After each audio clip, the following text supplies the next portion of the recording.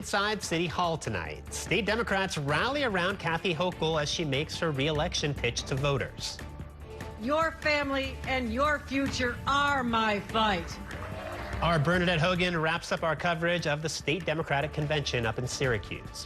Mayor Zohran Mamdani was at his first interfaith breakfast as mayor today, signing a new executive order that reaffirms the city's support for migrants. And I'll be joined in studio by Diana Moreno, the winner of the special election this week to fill Mayor Mamdani's old seat in the state assembly. For the best news, debate, and analysis of New York politics, join us inside City Hall.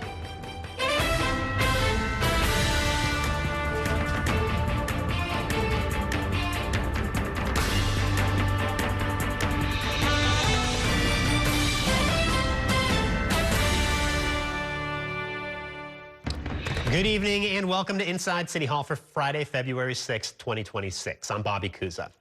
Officially getting the state Democratic Party's blessing today at its convention in Syracuse, Governor Kathy Hochul took a victory lap after receiving little competition from her current Lieutenant Governor, Antonio Delgado. Our State House reporter Bernadette Hogan joins me now from Syracuse with tonight's top story. Good evening, Bernadette.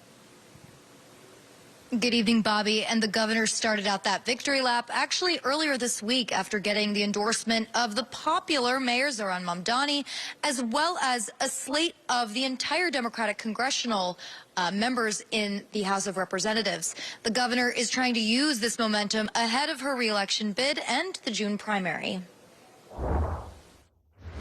I accept your nomination to once again serve as the governor of the great state of New York.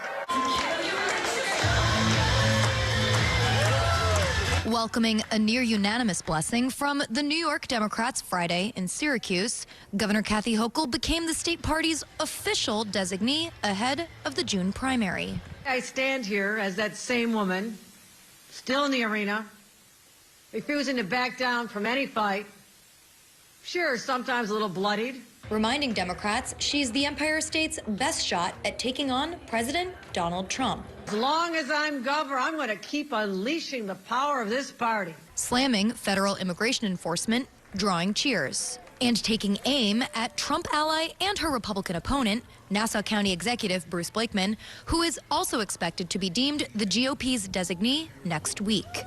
Anyone who dares stand in our way, here's your warning. Whether you're in Washington or Nassau County, you don't want to mess with the badass women of New York. Incumbents Hochul, Lieutenant Governor candidate Adrienne Adams, Attorney General Letitia James, and Comptroller Thomas DiNapoli clinched support to secure their names on the ballot. But Hochul's current second in command, gubernatorial challenger Antonio Delgado, and comptroller candidate Drew Warshaw are expected to collect petitions to gain access to the ballot. Get the signatures, then you can get on the ballot and you give people the choice. But I think as a party, right, and this is the point that I've been trying to make to my colleagues, that as a party, though, we should also signal to the people that there's an openness to this process. This is a choice between whether we are going to continue to make Wall Street bankers millionaires off of the backs of public school teachers and 19 million New Yorkers, or whether we're going to fire the 664 Wall Street bankers who are not doing their job. Political potholes were smoothed over Friday after the Brooklyn Democratic Party chair decided she would back Hochul's ticket after rescinding her endorsement over her running mate choice. So you're now backing the governor and Adrienne? Yes, I'm backing the governor. Although he endorsed Hochul, Mayor Zohran Mamdani was missing from the upstate convention and is expected to be in Albany next week, lobbying lawmakers to help him plug the city's multi-billion-dollar projected budget gap. On whether the mayor's continued push for new taxes will be successful, one top Democrat was circumspect. Like I said, I always have to come up with the Christmas wish list, and then we'll decide how to pay for it. And if we don't have the ability to pay for it, we have to talk about other ways. But so it's still a couple of weeks away. And the governor explained that she wanted the convention to be in the city of Syracuse because she is a Syracuse University grad and actually got her start in political activism right here on campus. Bobby? So, Bernadette, it seems on the one hand like Governor Kathy Hochul has almost universal support, including from Mayor Zohran Mamdani, who came out and officially endorsed her yesterday. But there was a statement put out today from the DSA, the Democratic Socialists of America, trashing Kathy Hochul, talking about the fact that she's siding with her billionaire donors and just giving crumbs to the working class. So she may not have the left totally wrapped up when it comes to support. And this is one of the reasons why when I'm talking to sources, they say that endorsement from Mamdani as well as Representative Alexandria Ocasio-Cortez was so key for the governor because, number one, she wants a smooth re-election next couple of months, right? And she also tried to test the waters before Mamdani ended up clinching the mayoralty back in the fall. If you remember, she attended that Forest Hills Stadium rally where she joined people on stage but then almost got booed off stage to those tax the rich chants. So Mamdani and Hochul, that alliance will be very key for her for the next couple of months, but it depends on whether it will sustain after the governor or whether the governor ends up being successful. And I'll also say, you know, this was a state party convention, so being made the designee really means that she received a certain percentage of the party's weighted vote. She had to hit a 25% threshold. The governor got just above 85%, which means Antonio Delgado got roughly 15%. Therefore, she is not on a unanimous path towards victory. There's a lot of weeks ahead of June. We'll see what happens, Bobby. All right, Bernadette Hogan, thank you so much for that report from Syracuse. Meanwhile, here in the 5 boroughs, Zohran Mamdani, the city's first Muslim mayor, had a major breakfast with leaders of different religious faiths today, calling on them to join him in fighting back against the immigration crackdown here in the city. Our Kelly Mena joins me now with the details on that story. Good evening, Kelly. Good evening, Bobby. And the mayor got a warm welcome at that event earlier today as he delivered a message of the city joining together with faith leaders to protect the city's immigrants. I look around this room and I see the faces of friends I have marched with through searing heat and bracing cold. People I have mourned alongside, celebrated alongside, organized alongside. And I see so many others I have only just met. Mayor Zohran Mamdani gave his first address as mayor to the city's faith leaders at the annual Interfaith Breakfast. As the city's first Muslim mayor, he was eager to talk about his diverse background. I was raised in New York City as a Muslim kid with a Hindu mother. I celebrated Eid al-Fitr and Eid al-Adha with my family, lit diyas in Riverside Park for Diwali, and like any New Yorker, encountered faiths different from my own. It was a message of compassion and love that Mamdani tried to deliver. He called on the faith leaders in the room to defend the city's massive immigrant population. Standing before you today, I think of Deuteronomy 10:17-18, which describes the Lord as one who shows no partiality and accepts no bribes. He defends the cause of the orphan and the widow and loves the stranger residing among you. Guns drawn against the unarmed, families torn apart, lives shattered. Quietly, swiftly, brutally. If these are not attacks upon the stranger among us, what is? The remarks culminated in Mamdani announcing a new executive order reaffirming the city's protection of undocumented New Yorkers. The order makes clear that immigration and customs enforcement agents cannot access city properties, including schools, hospitals, shelters, and parking garages without judicial warrants. The order will also require city agencies to conduct an audit of their policies regarding interactions with immigration authorities. People need to be reminded that we are stronger when we treat each other with dignity. City Councilwoman Shahana Hanif said she's proud of the mayor for sending a message about ICE not being welcomed in the city. The administration also passed out Know Your Rights pamphlets to attendees to take back to their congregations. I hope Trump has enough good sense to know that New York is a different kind of animal, and if there's been resistance in other places, the resistance in New York will be major. To me, it's never a question of why our faith community is so strongly opening up our sanctuaries literally to be sanctuaries. It is how can anyone ever think otherwise? As part of that executive order, the mayor also is creating an interagency committee to be ready to respond, and also called on city agencies to make sure that they're protecting New Yorkers' data when it comes to sanctuary city laws, Bobby. And Kelly, totally separately, this afternoon the mayor had a briefing because he has come under so much scrutiny with the cold, and it's going to get even colder this weekend. What did he talk about in terms of preparation? Yeah, and we know that a lot of that criticism has been related to those 17 deaths that have come from the cold weather, 13 of which are related to the cold, extreme cold that's happening. He said that there's going to be an extra added effort when it comes to outreach workers being out. They're also opening up 65 new hotel shelter units. There are going to be 62 warming centers. And his message really today was come inside to any vulnerable New Yorkers that are outside.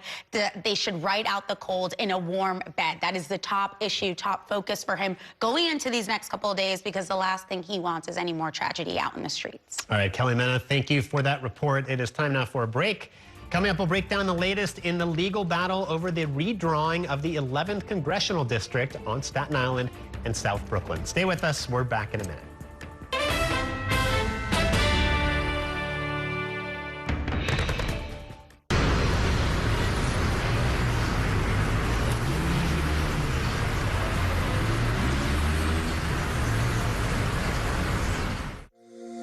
Every day tells a new story. At Mornings on One, we're dedicated to bringing you the stories that matter most to start your day. With in-depth coverage of the day's news. I'm Pat Kernan. Here are the stories we're following. And weather updates every 10 minutes. Tomorrow, some morning sunshine possible. Clouds take over.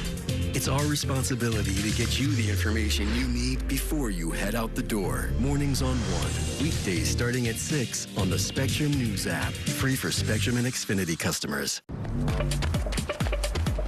When you're connected with Spectrum, you get 5G and fiber-powered internet combined for the fastest wireless speeds. So you can sweat for the right reasons. It's only the seamless connection you love at home, everywhere you go. It's only everything.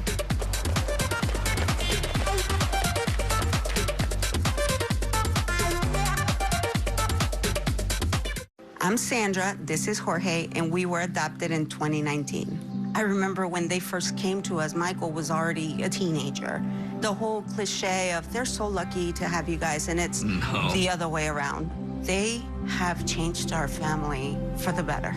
They chose to love us. They didn't have to. They chose us. Family. Learn about adopting a teen from foster care. You can't imagine the reward. Visit adoptuskids.org. And that's a look at some of what's in the papers this morning. You're done with the sports section. Today's story is about the latest chapter for a beloved local business. It's a beautiful day with temperatures in the 60s, but showers are expected in the next hour. In a city that's always on the go, it's important to stop to hear the stories that connect us. The news that matters to New Yorkers. That's what brings us together. That's Mornings on One. Weekdays starting at 6.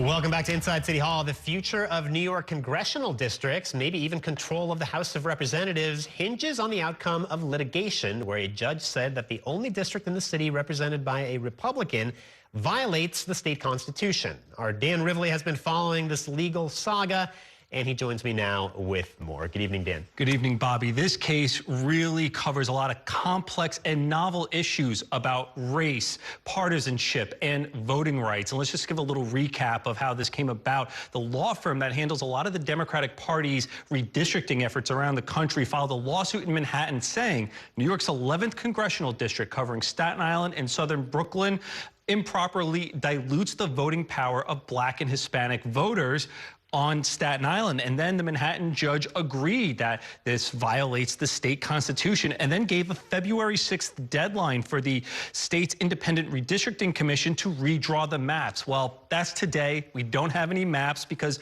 all of this has been put on hold while this is going through the appeals. Republicans immediately appealed to Republican members of the Board of Elections, and New York 11's Congresswoman Nicole Malliotakis also appealed. And should note, she is also Hispanic of Cuban descent, and she and the Board of Election members who are Republican filed this appeal not just to the next level, but right to the top of the state's highest court, the Court of Appeals. Nicole Malliotakis released this statement today to New York One, referring to the judge. His highly partisan ruling unquestionably violates the U.S. Constitution and is so fundamentally flawed that it was denounced by the law school professors he cited in his decision. I'm confident that it will ultimately be reversed on appeal. So, Bobby, what did the Congresswoman mean by law school professors? Well, there was a friend of the court briefing filed that basically said the judge should not have ruled this district unconstitutional without deciding on the question of what kind of district would satisfy this voting rights case. Instead, the judge kicked it to this independent redistricting commission. And so these friends of the court basically said that that should not have been the case. I also interviewed an attorney with the New York Civil Liberties Union, filing a separate friend of the court brief who made similar arguments in our interview.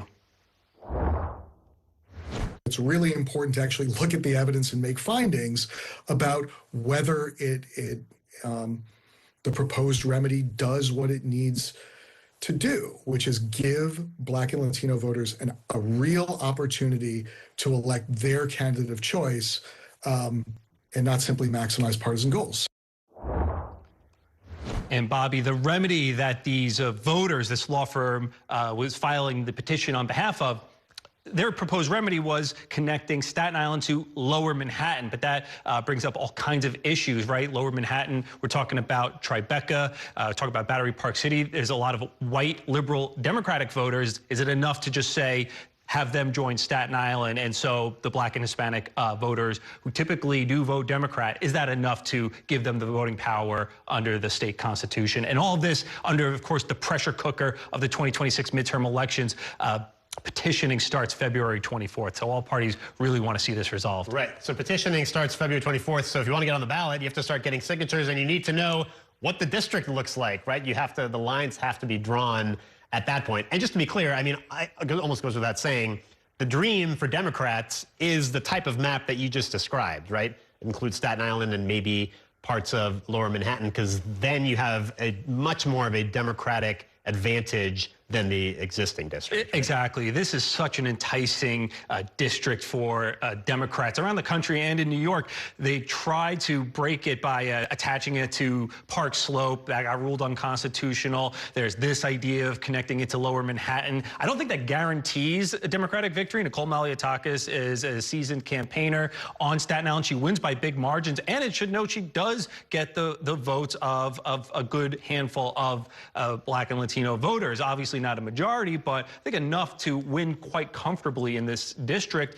So however the district lines are drawn, she will be a formidable opponent. And it should note, this Staten Island South Brooklyn district has pretty much been in existence since 1980. Democrats have only won it twice. And so this has always been a tempting district for Democrats to grab in their column. All right, Dan Rivoli, thank you so much for that report. Thousands of Catholics, meanwhile, packed St. Patrick's Cathedral today as Ronald Hicks was officially installed as the new spiritual leader of the New York Archdiocese. The new Archbishop succeeded Cardinal Timothy Dolan, who has held the position since 2009. New York One's Dean Meminger has more in this report.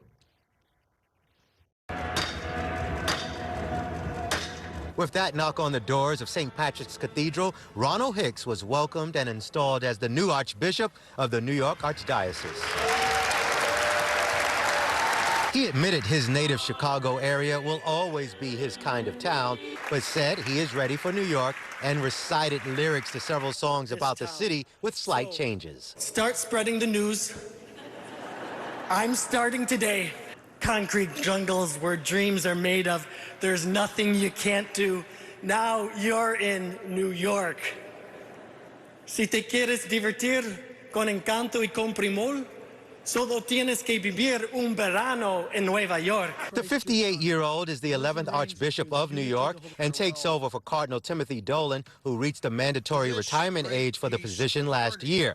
Hicks was clear about his mission, and he plans to speak up for the less fortunate and immigrants, as well as push back against abortion and assisted suicide. A church made up of missionary disciples who go out and make disciples, passing the faith on from one generation to the next.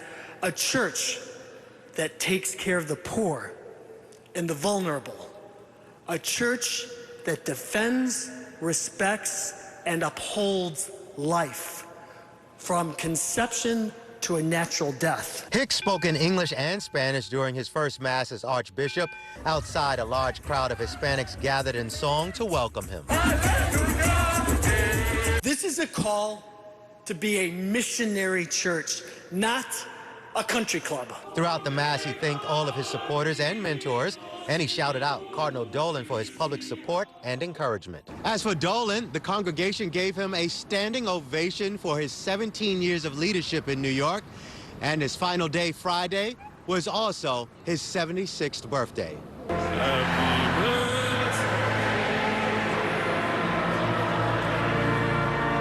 A celebration for all, as a new shepherd will now lead Catholics in a city that can be joyous and challenging from one hour to the next. Hicks says with prayer and faith, he'll make it through. I love Jesus.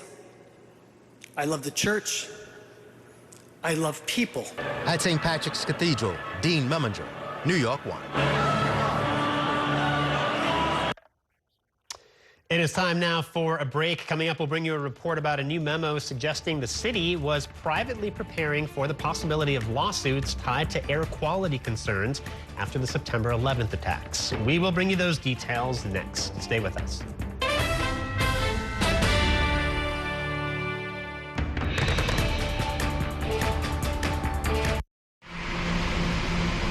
Stand clear of the closing doors, please.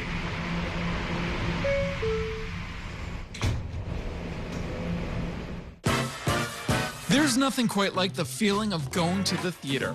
Onstage celebrates that excitement every week by taking you behind the scenes with the latest news and in-depth interviews of the hottest shows on and off Broadway.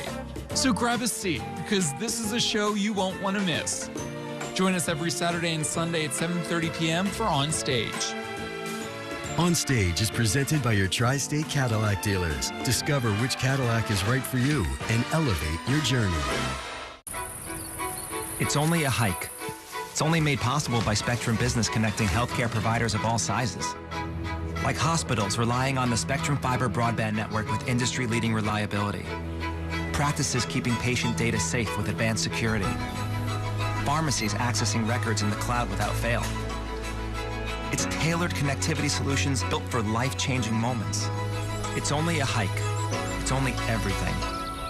Spectrum Business. Mom was always organized, but she started forgetting to pay her bills on time. And she'd buy the same gifts over and over. Telling the girls about my Alzheimer's diagnosis was really hard. At first, we had our cries, but then we were like, okay, let's make a plan. Early detection gave us time to adapt together. It's so important for you to think about what you can do and making the most of what you have. If you or your family are noticing changes, it could be Alzheimer's. Talk about seeing a doctor together. From my time growing up in Queens watching New York 1 to my time reporting here, I've seen how quickly a story can change. At News All Day, we bring you the news as it's happening, from around the boroughs to local government to your neighborhood. Because our city never stops moving. Hi, I'm Shannon Ferry with the day's developing stories. But first, stay up to date and informed with News All Day, weekdays from noon to 4.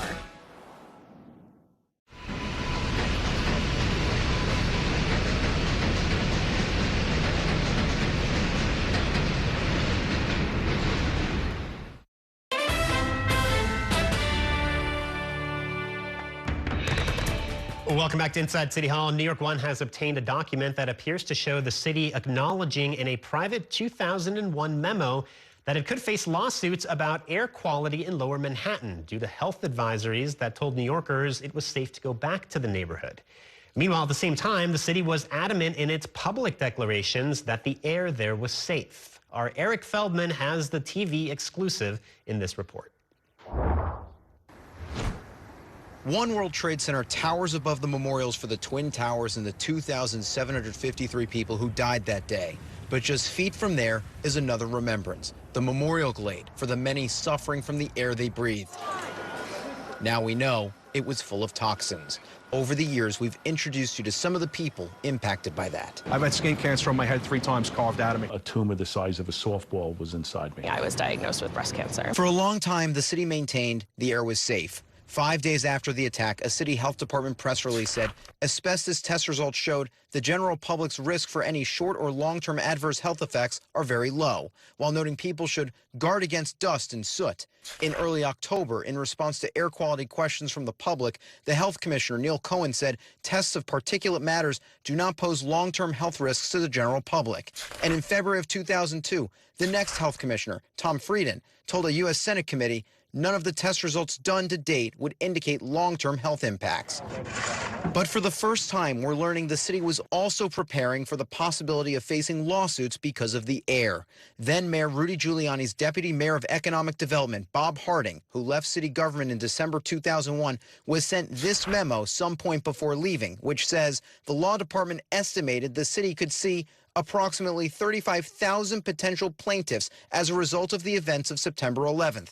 One of the possibilities, health advisories caused individuals to return to the area too soon, causing toxic exposure. The memo has never been made publicly available until now. Hours after our story first aired Thursday, City Council member Gail Brewer held a press conference on the steps of City Hall. And this emergence tells us beyond a doubt that there were more records in the city's possession. City Council Speaker Julie Menon, who lived in Lower Manhattan at the time and chaired the community board, recalled the city's insistence the air was safe. It's really just shameful that the city hid this information, refused to disclose this information. While the memo, summarizing a discussion with the city law department, does not disclose any details about unsafe conditions or admit that the city knowingly sent people back into unsafe conditions, Brewer says it concerns her the document has now just been found, despite previous efforts. New York One has been unable to verify independently the memo's authenticity and reached out to Bob Harding about it Wednesday morning, asking about the differences between private deliberations over the air quality potentially causing lawsuits and the public pronouncements it doesn't pose long-term health risks. We didn't hear back. A spokesman for former Mayor Giuliani did not respond to our request either. It made me feel sad because I might still have my brother. Karen Klingen's brother, Rob, lived just blocks away from the World Trade Center in 2001, and she says he returned a week after the attack, believing health officials who said the air was safe. At that time, the city reopened the New York Stock Exchange and City Hall. In 2020, Rob Klingen died from brain cancer, one of the illnesses that the government says can be linked to the toxins in Lower Manhattan. We were told it was safe. Why would you go back home? Thinking that it was, you were entering a toxic cloud. You would not do that. There are now more people who've died from 9/11 related illnesses than on the day of the terrorist attacks, according to the 9/11 Memorial and Museum. And there have been more than 105,000 claims across all 50 states, as this map shows, filed with the Victims' Compensation Fund from people who say they got sick from 9/11 toxins. We're just trying to get information out to the public. Andy Carboy is the lawyer who obtained the Harding memo and shared it with New York One. Why would these officials identify a risk of lawsuits almost instantly after September 11th if they did not have some concern that there was a mismatch between the messaging? More than 2 years ago, Carboy filed a public records request seeking a wide swath of documents from the city about its response to the air quality in Lower Manhattan after 9/11. The request was sent to 7 different city agencies, but he says he did not get this memo from the city. Rather, from the archives of the late journalist Wayne Barrett, who wrote a book about 9/11 and whose records are being held at the University of Texas at Austin. The mayor's office has told Carboy 10 separate times over more than 2 years it needs more time and has turned over nothing. Why should first responders and the families of all of those affected by this tragedy have to go to Texas to learn more about the city's management of risks following the World Trade Center collapse than from the city itself? On Thursday, Congressman Dan Goldman, who represents Lower Manhattan, says an ongoing city investigation into the response to 9/11 air quality concerns needs to also include these documents not being released. It's absolutely unacceptable, and there needs to be some accountability and some consequences for those who were actually involved in the cover-up. The law department did not respond to our questions about the Harding memo, but on Wednesday, thank you very much, Mayor Zohran Mamdani's nominee to lead the law department testified about about the requests for documents. Under my watch, we're going to review what records there are and release what records can be released. Meanwhile, the memorial by the World Trade Center for people like Rob Klingon will remain, as the number of people who get sick will likely grow, as the search for answers from the city only continues. And it's painful to think of the city withholding this kind of information that has such a profound effect on its citizens. And I hope that the city learns from this and maybe does things differently in the future. Eric Feldman, New York 1. It is time now for a break. Coming up, I will be joined in studio by Diana Moreno, fresh off her special election victory on Tuesday night to succeed Zoran Mamdani in the State Assembly. We'll talk about her plans for office and much more. Stay with us.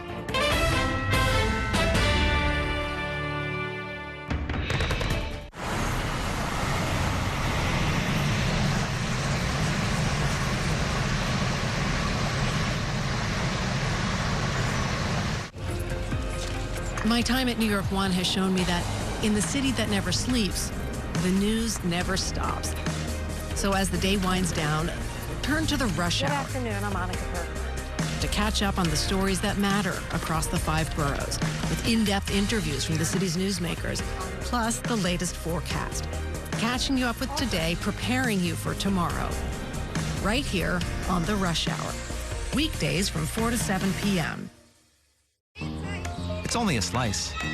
It's only made possible by Spectrum, connecting businesses of all sizes, like small businesses, instantly serving up orders and inventory on the Spectrum Fiber broadband network. And factories, seamlessly connecting to farmers in the field with tailored solutions that always deliver. It's only a slice. It's only everything. Get your business free fiber-powered internet forever. Call to find out how. I'm Chris Jakimick. I served in the United States Air Force and I deployed 3 times. So in 2017, I was serving as an Air Force First Sergeant. Our motto in that role is my job is people, everyone is my business. But unfortunately in that year, I would lose my own brother, Lance Corporal Adam Jakimick, to suicide. The majority of veteran suicides are from guns. I store my weapons securely, not only for myself, but for my family. My service never stops. At Spectrum Noticias, we recognize that our New York City community is vibrant and diverse. Spectrum Noticias delivers balanced coverage of the stories that matter in our communities and across the country. Our journalists are based in the neighborhoods we cover, ensuring you get in-depth reporting on what's happening in the places we call home. So join us at Spectrum Noticias. We're always on, always there for you. Now available on your TV. Check your local listings. Also available on the Spectrum News app.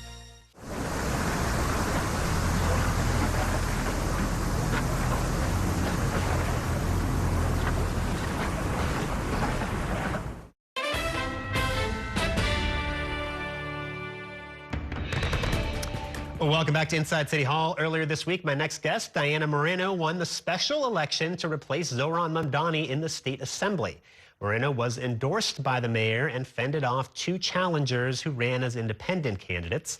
The 36th State Assembly District covers much of Astoria and Long Island City in western Queens. And Diana Moreno joins me now to talk about her plans for office and much more. Welcome to the program and congratulations. You won with 74% of the vote. I should note, and you've already been sworn in.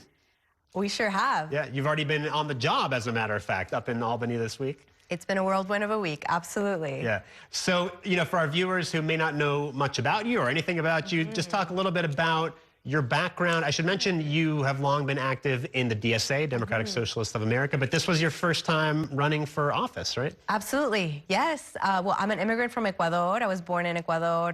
Like 38% of our district was not born in the United States. And yes, I've been politically involved mostly within New York City DSA since 2019, and it's really how I became involved in electoral politics, from Bernie 2020 to Tiffany Gavan, Kristen Gonzalez, and Assemblymember Mamdani, now Mayor Mamdani, and now here I am. But it certainly was not in my 5-year plan to run for office. Right. So this race, I think, got a fair amount of attention. I mean, first because you are filling the seat that was held by Zoran Mamdani, but also because you had the support of Mayor Mamdani. Talk a little bit about your relationship, because you've known him from back before he was even in the State Assembly, right? Where did you guys first get to know each other? So we actually got to know each other after a DSA meeting, right? Just kind of like, oh, let's go grab a beer after the meeting. And this really nice young guy wanted to organize this new looking girl, you know, into the organization. Just talk to me a little bit about, hey, this is how DSA works. This is what we're doing. I think we were working on Tiffany Caban's council race at the time, got me involved in that. And I just knew him as an organizer, a fellow organizer. And later on, I was volunteering for him throughout the pandemic in his assembly race, eventually volunteering for him to run for mayor. Right, you were on board early on with his run for mayor, even when it still seemed a little delusional that he might actually have a chance in this thing. So let me ask you this. He endorsed you. He recorded a video with you that we were just showing a little bit of. What kind of difference did that make in this race? Like when you're out talking to voters in the district, does that come up? Does that make an impression? Absolutely. I mean, I think it makes a huge difference. And I think that's really the campaign that we run on, because I talked about not running as an individual, but running as part of a movement, the same movement that brought Mayor Mamdani to City Hall.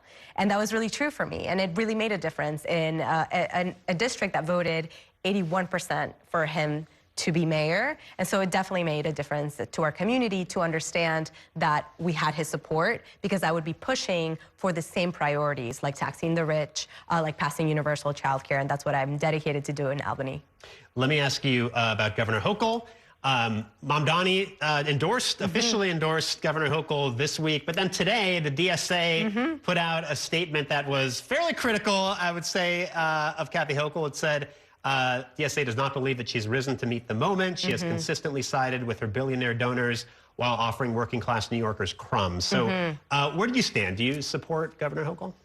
I think that we have a lot of work to do, and that's why I'm so excited that I am able to jump in on day one, literally day one after my election victory, to push Governor Hochul and organize our colleagues to tax the rich. I mean, we must do it. It is under the Trump administration, we have lost billions of dollars. He's targeted states like New York and will continue to do so. And we absolutely have to keep pushing her to deliver on delivering more resources to our state.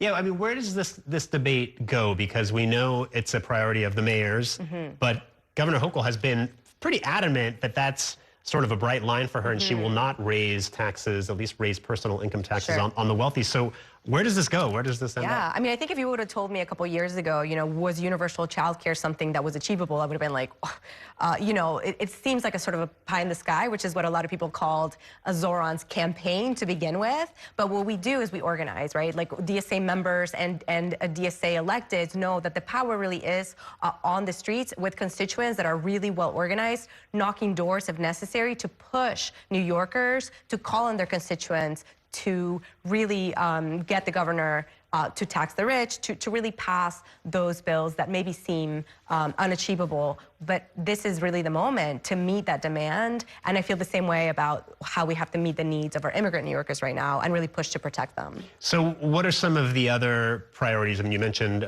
immigrant issues. What are some of the other priorities legislatively that you'll be pursuing in Albany now that you're in the Assembly? Yeah, so my first bill that I signed on to was New York for All. And this is to end the collaboration between law enforcement at the state level and ICE, a lawless agency that has shown no regard for the law and no interest in our public safety. And so we must pass New York for All. I'm really excited that, again, now I'm officially a co-sponsor of that bill. And there's plenty of other legislative bills that I'm ready to sign on to, like the MELT Act, the right to representation, that we must also push to pass, because immigrants right now are living in fear. We are seeing the abuse of their human rights. We are seeing the breaking of New York laws by ICE agents, and we have the responsibility to stop it. And where do you see things going with the DSA? I mean, obviously, DSA is kind of riding a wave of momentum after the Mamdani win and has been electing members to all levels of government. What's next for the DSA? What's next is what we do best, which is continue organizing, right? And riding that wave of the mandate of affordability, and also ensuring that we're fighting back against the rising tide of fascism that we're seeing from the Trump administration. And the way we do that is by bringing neighbors into the process of democracy, small d democracy, which means talking to our neighbors, engaging in meetings, being involved in canvasses to tax the rich and other things. We're going to continue growing, and we're going to continue exerting our influence, because it's really the way forward for democracy in New York and in the country. Well, we are going to leave it there. Assemblywoman Diana Moreno, congratulations again. You've got a busy few months ahead of you, and thanks so much for joining us. Thank you. A pleasure. All right. All right, we are going to take a quick break. Coming up, I will talk about the State Democratic Convention and much more with two top journalists in our Friday Reporters Roundtable. Stay with us.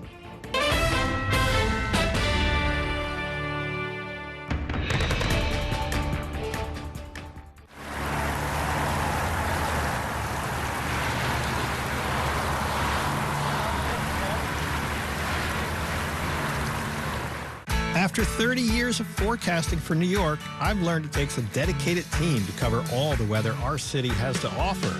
As chief meteorologist at New York One, I'm honored to be able to help New Yorkers plan their day. Morning, noon, or night, our team is here to bring you accurate forecasts you can count on, from severe weather updates to our weather on the ones. Watch the New York One weather experts with your weather on the ones on your TV and on the go with the Spectrum News app. I moved from Dallas to Los Angeles all by myself. The order of things I wanted to set up was internet, water, then power. I needed to take a shower, but I really did need the internet for work and to watch my shows. That's kind of a crazy thing to admit in front of a camera. Pretend I didn't say that. I got to Spectrum. I was so relieved that I was getting the best bang for my buck. It was a huge weight taken off of my shoulders. Real customers, real savings. To see how much you can save, visit spectrum.com/save. I'm an ex-drug dealer, and I'll be your sub today.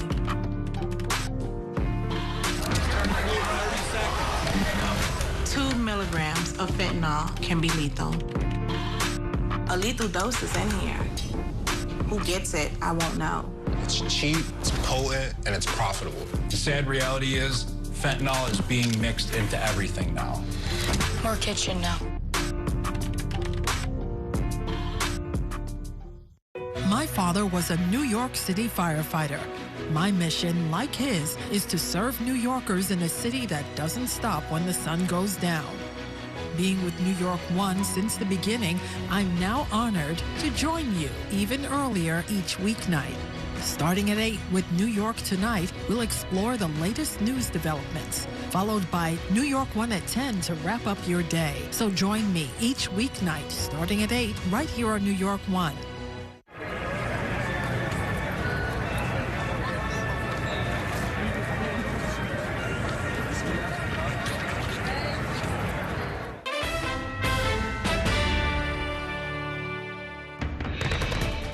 We are seeing people get shot in the face for standing up for their neighbors against ICE. I learned that maybe we can use a little bit of a softer touch. I see the officers, I see the incarcerated people, and my job is to lift that up.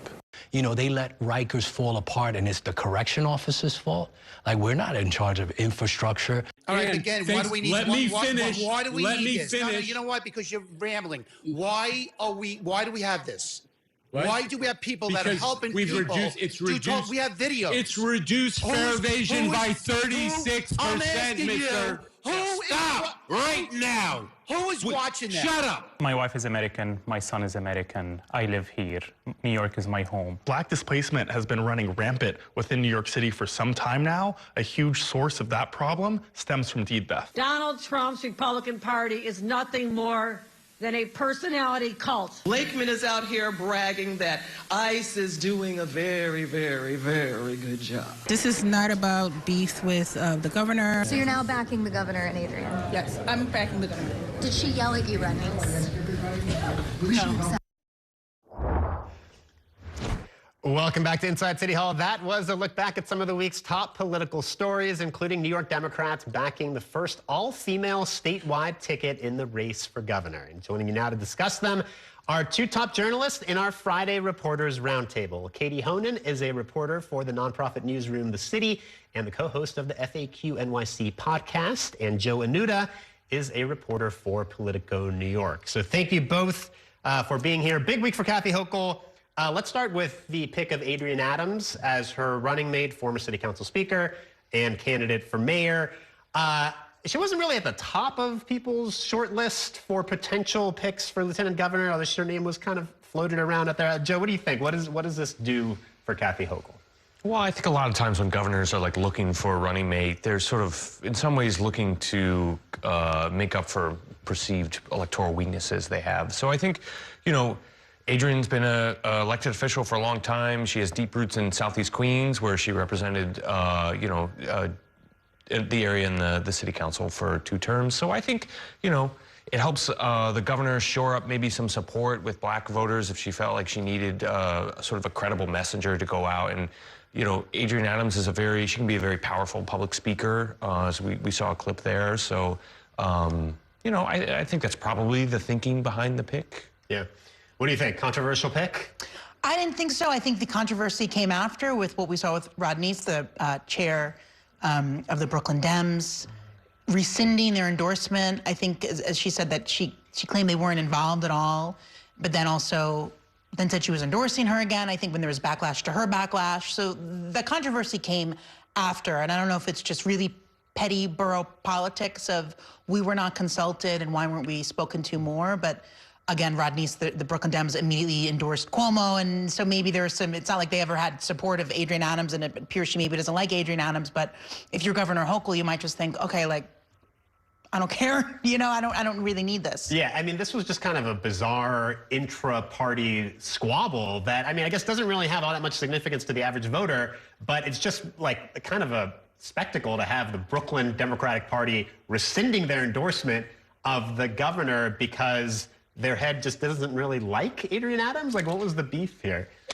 I mean, your guess is as good as mine, Bobby. I don't think anyone really knows. What we do know is it's incredibly bizarre. I think it reflects very poorly on the party. It's sort of another hot mess that's been going on over there. They're involved in this whole civil war between more progressive members and the more sort of mainstream moderates.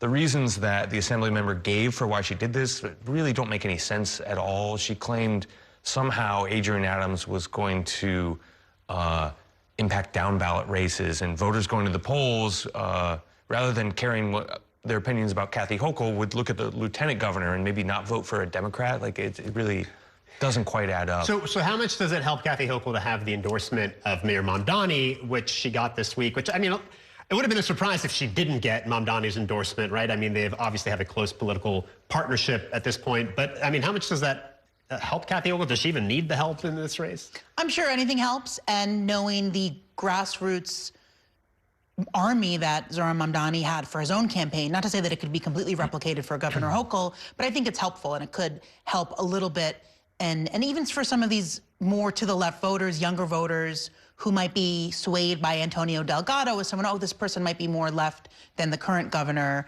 I think having Mayor Mamdani's buy-in will push them towards her. But again, we'll see. I mean, I don't know if there's going to be the opposite of people who maybe are more moderate and will be upset by this endorsement, maybe going to Bruce Blakeman. I don't know if that's the case, but I do think it helps, even if he just gets people to volunteer for her. Yeah, I think just quickly, like, it kind of takes the sails out of the Democratic primary. I think if it would have gone the opposite way, it would have been very worrying for her. But as the de facto, you know, one of the leaders of the left in the city, it's very bad news for Delgado. I mean, there was a DSA, the DSA did put out a statement today that was scathing in its criticism of Kathy Hochul. But yeah, I mean, she has Mamdani's endorsement, AOC, like the whole congressional delegation. Meanwhile, Delgado's trying to run, you know, from on her left, and nobody on the left seems to be supporting him, or very, very few, right? Yeah, I think it's not a good position for him to be in. You know, he announced his running mate, and they're sort of going through the motions, but I really think this endorsement, like, really sort of popped the whatever momentum or pressure he was building up. And she's sitting, I mean, Governor Hochul is kind of sitting pretty at this point, right? I mean, there was the Siena poll that came out this week that has her, first of all, leading Delgado by like more than 50 points. I think she was up 26 points on Bruce Blakeman. I mean, November's a long way off, but right now she's looking pretty good. Yeah, she had the highest favorability number she's had since she's become governor. And look, again, it's a long way to November, and who knows what can happen between now and November, and the outside forces that could shift the tone of the race and shift the biggest concerns of the race. But as far as building up not just her base, but even people who are outside of her base within the Democratic Party, I think she's in a good position. I think the tax the rich stuff, though, is going to be, that's going to be the thing that's like the thorn in her side throughout budget and session. Yeah. All right, we got to take a break. We have a lot more to talk about with these reporters in just 2 minutes. Stay with us.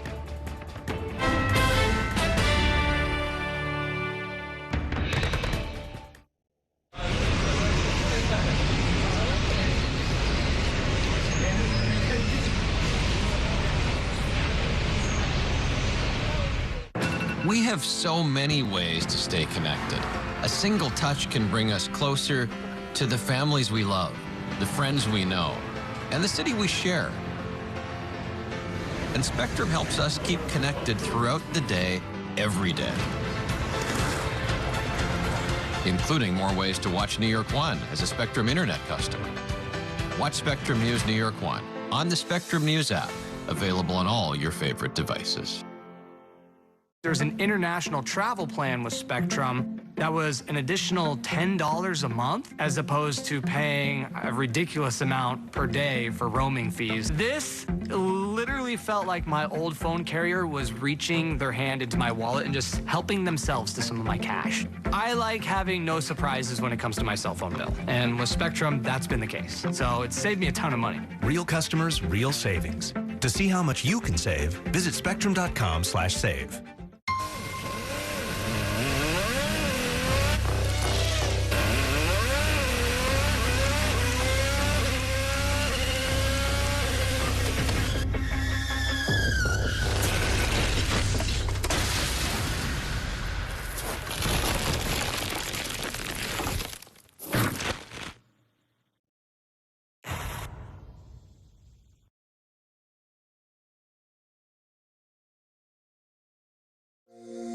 Every day tells a new story. At Mornings on One, we're dedicated to bringing you the stories that matter most to start your day.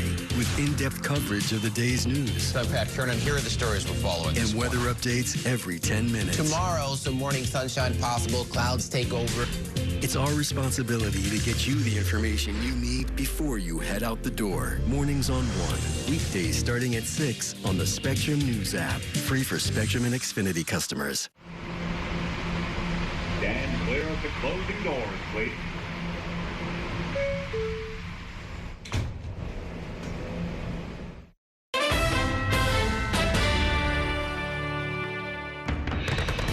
Welcome back to Inside City Hall. I'm once again joined by my reporters roundtable, Katie Honan and Joe Anuda. So this deep freeze has not been good for Mayor Mamdani.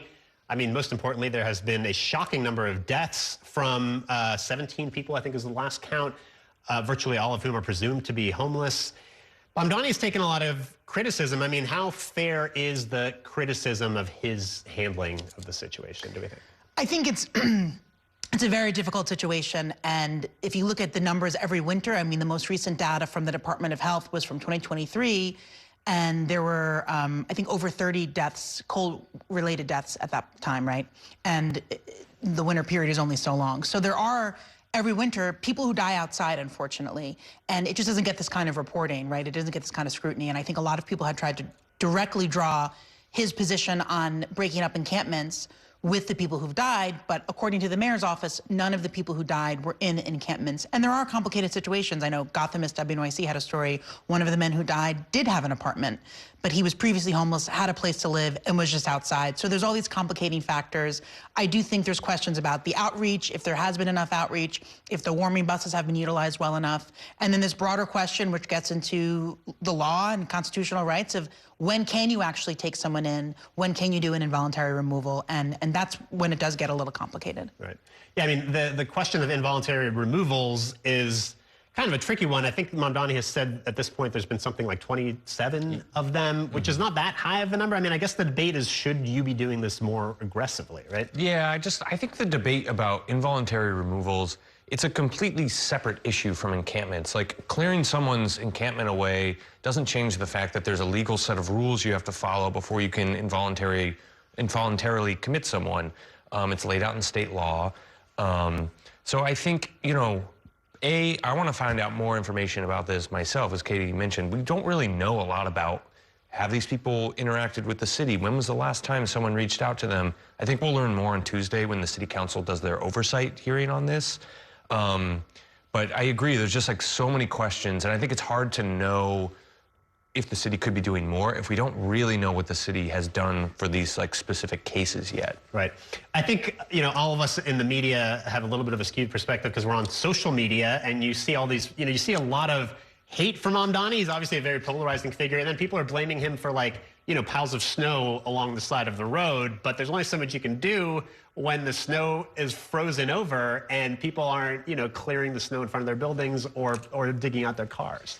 People have amnesia about the last time it snowed this much, and then additionally, it hasn't. Historically, it snows and then the weather cools down, heats up, I should say. To have this stretch of 2 weeks of this below freezing temperature. Look, I see people complaining about the trash. I do think the sanitation department, they've been doing the best they can. You have people working on 12-hour shifts every single day to clear the snow, clear the garbage as best they can, clear the recycling. They were focusing on the things that smell first, beyond just your bottles and cans and recycling. Look, as a car owner, I had to get someone to, I don't expect the sanitation department to dig my car out. That's what happens. They have to plow the snow somewhere. So I think, look, it's an easy target for people who already dislike Mayor Mamdani, especially a lot of the former Adams officials. A lot of people who work for Mayor Adams, they don't have jobs right now, it doesn't seem that they do, so they have time to be on Twitter all day, making up criticism for the current mayor. Let me ask you about a separate story you had just today about this portal that the Mamdani transition team had created for people to apply, right? They encouraged people to submit applications. There was, what, like 80,000? 80,000, yeah. And not that many have been hired, it turns out. And obviously it's early, he announced this portal in November, but the stat that was interesting to me was of the 149 people hired to work at City Hall, 21% are from the portal. And Mayor Mamdani had announced this portal as we're going to transform government. It shouldn't be about who you know. It should be about the work you do. And obviously, it takes very long to hire people into the city and to go through everything. But I just got really minimal information from the Mamdani administration and the transition about what was going on. And then we see who he's brought on. It's a lot of people who are completely known to all of us, former de Blasio staffers, even former Adams staffers. So if there are examples of this person getting plucked from the portal who wants to work for city government, I haven't seen them, and I'm sure there's time for that. But to me, it was an interesting stat about what actually was happening with the hiring portal. All right, guys, we are going to have to leave it there. Katie Honan, Joe Anuda, thank you guys so much for joining us tonight.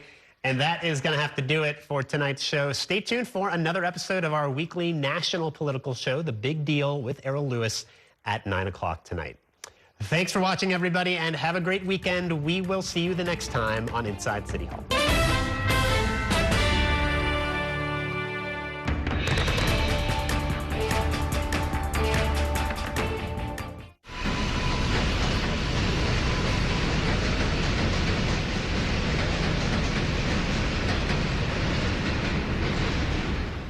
And that's a look at some of what's in the papers this morning. You've done at the sports section. Today's story is about the latest chapter for a beloved local business. It's a beautiful day with temperatures in the 60s, but showers are expected in the next hour. In a city that's always on the go, it's important to stop to hear the stories that connect us. The news that matters to New Yorkers. That's what brings us together. That's Mornings on One. Weekdays starting at 6.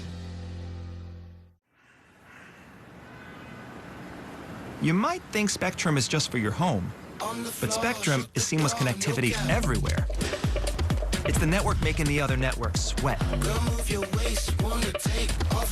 Connectivity from an actual internet company, because internet is what you actually use your phone for.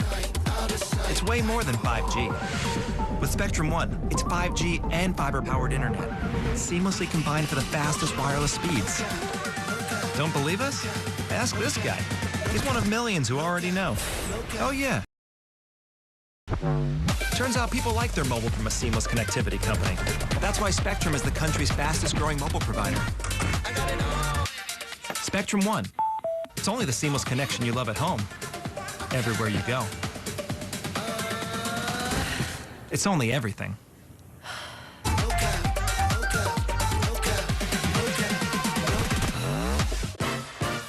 There's nothing quite like the feeling of going to the theater.